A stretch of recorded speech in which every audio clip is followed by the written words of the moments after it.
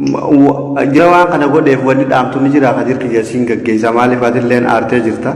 Tawbaa rabbitti deebi'uu qaban jalqaba warra dubbii mallattoo qiyamaatirraa uumamu waan uumanii. Waan haaraa addunyaa gubbaatti uumanii kanaafuu tawbaa deebi'uu qabanidha.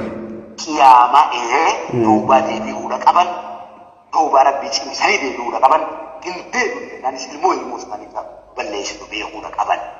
Sanyii jalqaba irraa mul'atte akkuma Qaabiil obboleessa isaa ajjeese ilma Nabi Aadam isarraan duuti jalqabte laal. Ayyeebo.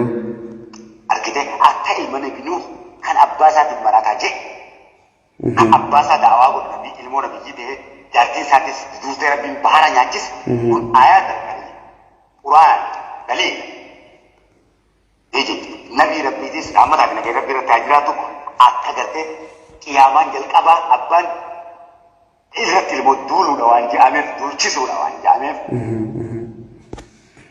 rabbii guddaa waan dallansiisaniif diin keessatti waan hin argamne islaama ta'anii waan uumaniif uummata islaamaatilee dhiifama gaafachuu qaban uummata oromootilee dhiifama gaafachuu qaban diin rabbii booreessan uummata oromootilee booreessan waan ta'eef lamaanuu gaafii gurguddoodha qaba jechuudha. Boore sanuu salawaataan nabii rabbii buusuun caaqiyyaan duubaan bananii.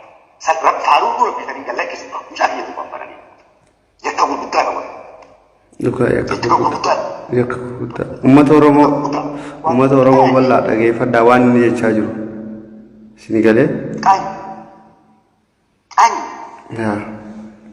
Salaamuun qawla bira. Qaanyi boo. Ijaaba. Kuni. Waan namaan duuni qaba waan akkanaan dalagu boo. Akkasii akkuma obboleessi keenya gurmeessaan jeeree fuuldura. Akkasumas maqaa uummata Oromoo kabajamaadhaanis ustaazonni hundinuu ana laalanii dubbitan. Galatoom.